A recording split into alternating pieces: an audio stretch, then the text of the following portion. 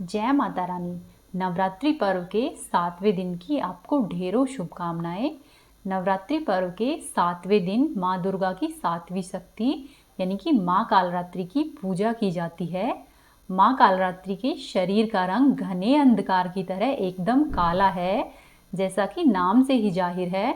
इनका रूप भयानक है, सिर के बाल बिखरे हुए हैं तथा माँ काली के गले में मुंडमाला है। अंधकारमय स्थितियों का विनाश करने वाली शक्ति माँ कालरात्रि होती है। माँ कालरात्रि मनुष्य की काल से भी रक्षा कर सकती है। इन देवी के 3 नेत्र हैं। ये तीनों ही नेत्र ब्रह्मांड के समान गोल है और इनकी सांसों से अग्नि के समान ज्वाला निकलती है। माता रानी गर्दभ अर्थात गधे की सवारी करती है। ऊपर उठे हुए दाहिने हाथ की वर मुद्रा भक्तों को वरदान देती है। वहीं दाहिनी तरफ का नीचे वाला हाथ अभय मुद्रा में है, यानी कि भक्तों को हमेशा ही निडर और निर्भय बनाने का वरदान देता है। वहीं बाईं तरफ के ऊपर वाले हाथ में लोहे का कांटा तथा नीचे वाले हाथ में माता रानी खड्ग धारण करती है। इनका रूप भले ही भयंकर हो, लेकिन माँ कालरात्रि सदैव ही अपने भक्तों को शुभ फल प्रदान करती है। इसी के कारण माता रानी का एक नाम शुभंकरी पड़ा है, अर्थात इनके भक्तों को किसी भी प्रकार से भयभीत या फिर आतंकित होने की कतई आवश्यकता नहीं है। जो भी मनुष्य इनके दर्शन करता है या भक्ति करता है, उनसे पुण्य फल का भागी बनता है। माँ कालरात्रि की उपासना करने से ब्रह्मांड की सारी सिद्धियों के दरवाजे खुलने लगते हैं। साथ ही तमाम आसुरी शक्तियाँ उनके नाम से ही दूर भागती है और माँ कालरात्रि अपने जिन भी भक्तों पर कृपा करती है, वे भक्त संसार रूपी भवसागर से पार उतर जाते हैं। अब आप सुनिए माँ कालरात्रि की कथा। एक समय की बात है, रक्तबीज नाम का एक राक्षस था। उस राक्षस ने भगवान शिव की कठोर तपस्या की और तपस्या करके भगवान शिव को प्रसन्न करके उस राक्षस ने भगवान शिव से अमर होने का वरदान मांगा। लेकिन अमर होने का वरदान देने से भगवान शिव ने मना कर दिया। तब रक्तबीज ने युक्ति लगाते हुए भगवान शिव से एक भयंकर वरदान मांगा। वरदान यह था कि जब भी कोई उससे युद्ध करने आए और उसे आहत करे, तो उसके शरीर से निकलने वाली रक्त से और भी रक्तबीज पैदा हो जाए। पैदा हुए रक्तबीज उसके शरीर के जितने ही समान आकार, रंग, रूप और शक्ति में हो। यह वरदान पाकर रक्तबीज और अधिक शक्तिशाली हो गया। साथ ही रक्तबीज ने तीनों लोकों में अपना आतंक फैलाना शुरू कर दिया। सभी देवी और सभी देवतागण उसके आतंक से दुखी हो गए और वे भगवान शिव जी के पास गए और रक्तबीज से छुटकारा दिलाने के लिए प्रार्थना करने लगे।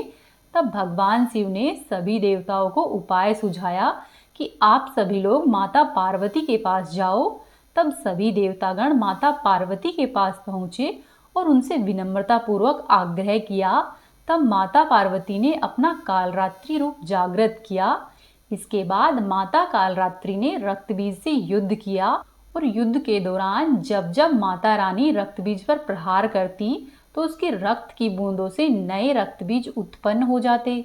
तब माता रानी ने रक्तबीज के शरीर से निकले हुए रक्त को अपने मुख में ग्रहण किया और माता रानी के मुख में रक्त बूंदों से जो रक्तबीज उत्पन्न हुए, माता रानी उन्हें भी चट कर गई। इस तरह से माता रानी ने रक्तबीज का संपूर्ण रक्त ग्रहण कर लिया। ऐसे ही युद्ध चलता रहा और असुर का संपूर्ण रक्त पीकर माता रानी अपनी चेतना भूल गई और असुर समझकर सभी लोगों पर प्रहार करने लगी। माता रानी के सामने जो भी देवता, राक्षस जो भी आते, उन सभी पर प्रहार करने लगी। इस तरह से सृष्टि में हाहाकार मच गया। देवी माँ के इस तरह के क्रोध को देखकर सभी देवतागण बहुत भयभीत हुए और फिर से एक बार भगवान शिव जी की शरण में पहुँचे। तब देवताओं की प्रार्थना करने पर सृष्टि की रक्षा करने वाले भगवान शिव उस स्थान पर पहुँचे जहाँ पर देवी काली रौद्र रूप में हाहाकार मचा रही थी। भगवान शिव चुपके से जाकर भूमि पर लेट गए। तब देवी काली ने आगे चलते हुए अचानक से अपना पैर शिवजी के सीने पर रख दिया। शिवजी के सीने पर महाकाली ने जैसे ही पैर रखा, उनकी खोई हुई चेतना पुनः लौट आई और माता रानी को अपराध बोध का एहसास होने लगा। इसी अपराध बोध में देवी की जिह्वा उनके मुख से बाहर आ गई और देवी ने दांतों से अपनी जिह्वा को दबा लिया और इसके बाद माता रानी का क्रोध शांत हुआ और सभी देवतागण साथ ही देवलोक और पृथ्वीलोक पर शांति स्थापित हुई। जय माँ काली। अब आप सुनिए माँ कालरात्रि की एक अन्य कथा। प्राचीन काल की बात है, एक राजा जयसिंह देव थे। उनके राज्य में माँ कालरात्रि का एक बड़ा मंदिर था। राजा जयसिंह ने ही माँ कालरात्रि की प्रतिमा स्थापित की थी। एक बार नवरात्रों का समय आया और नवरात्रि के समय माँ भगवती का जागरण रखा गया। जब राजमहल की सारी स्त्रियां इकट्ठी होकर नवरात्रि के 7वें दिन यानी कि माँ कालिका जी का स्तवन कर रही थी, तब वहां पर बड़े ही आनंद का समय छाया हुआ था। तब भगवती जगदम्बा स्वयं एक दिव्य स्त्री का वेश धारण करके उन राज स्त्रियों में सम्मिलित हो गई और वहां पर आकर भगवती कीर्तन करने लगी।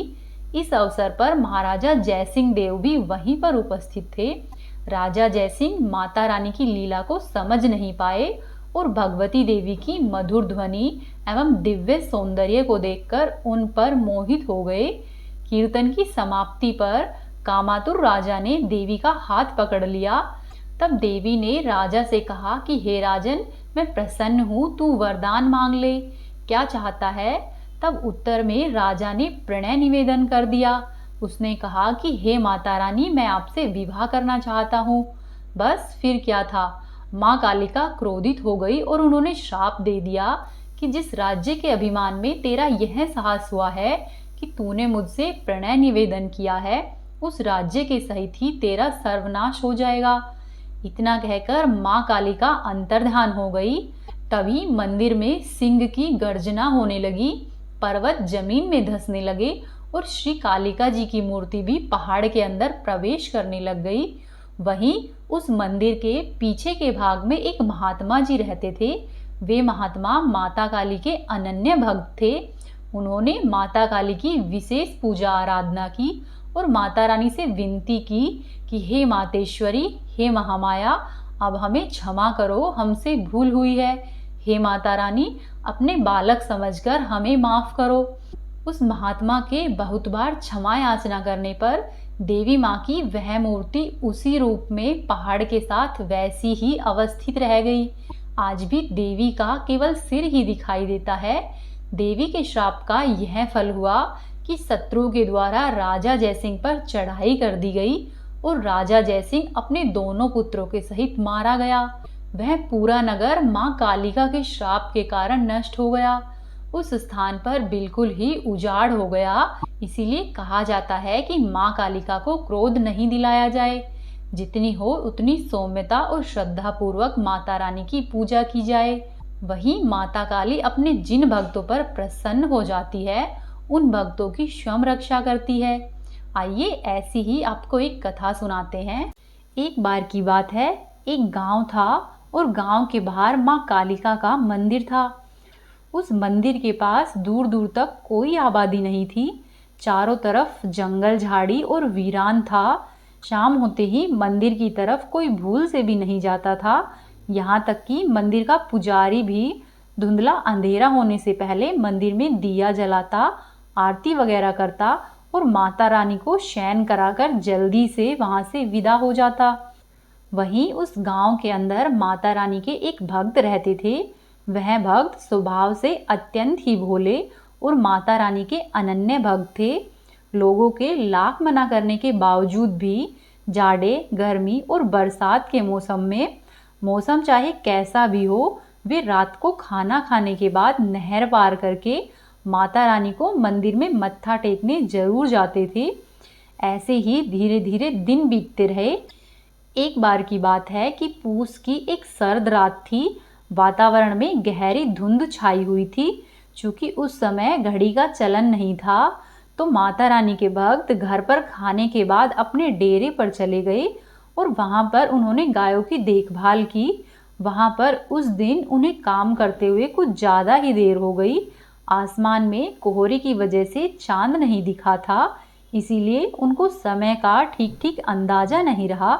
शरीर पर कंबल डाले और रोज की ही तरह वे मंदिर की ओर माता रानी के दर्शन के लिए बढ़ चले।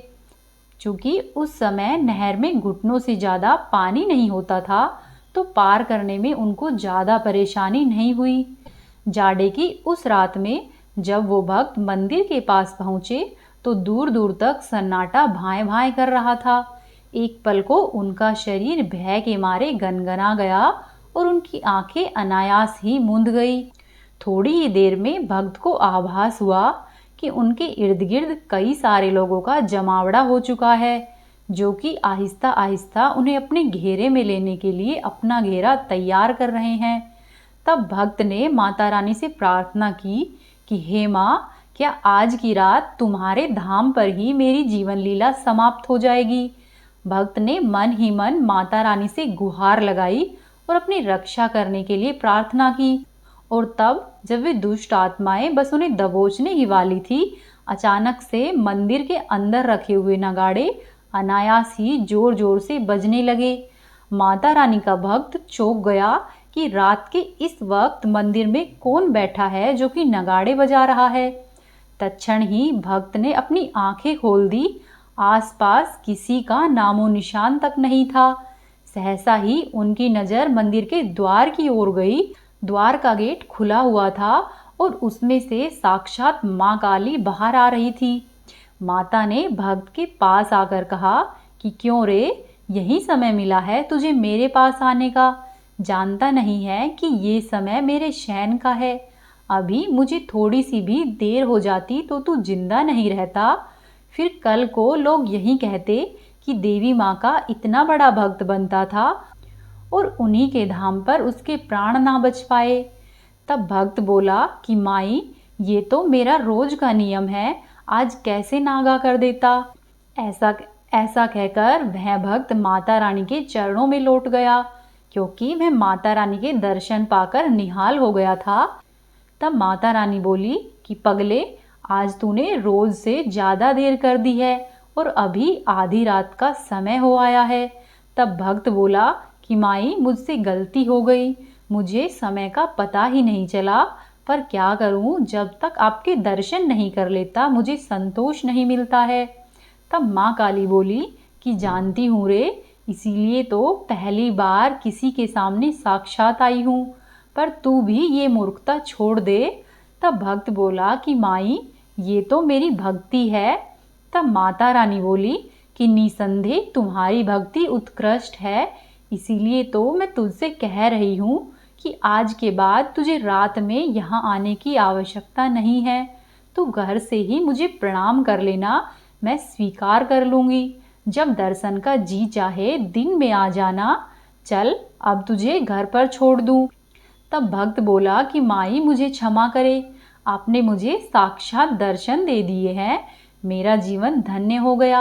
अब आपको कष्ट देकर मुझे नरक में नहीं जाना, आप वापस ही मंदिर में चली जाओ, मैं स्वयं घर पर चला जाऊंगा। ऐसा कहकर भक्त ने हाथ जोड़ लिए।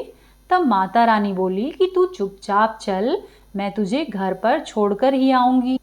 फिर आगे आगे माता रानी और पीछे पीछे भक्त दोनों ही नहर के पास पहुंचे ही थे कि इतने में भक्त का शरीर झंझना गया।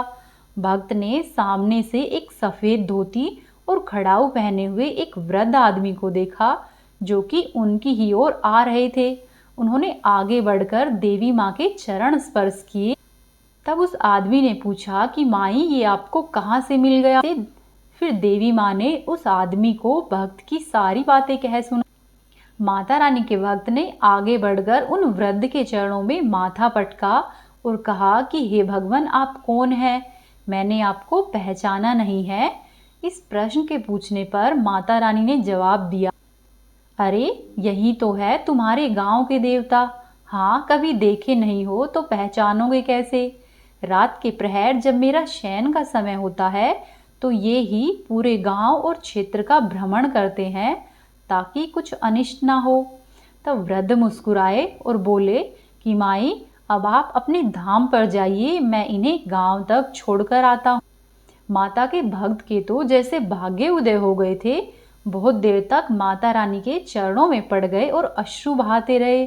फिर माता रानी से विदा लेकर ग्राम देवता के साथ गांव की सीमा पार कर आए।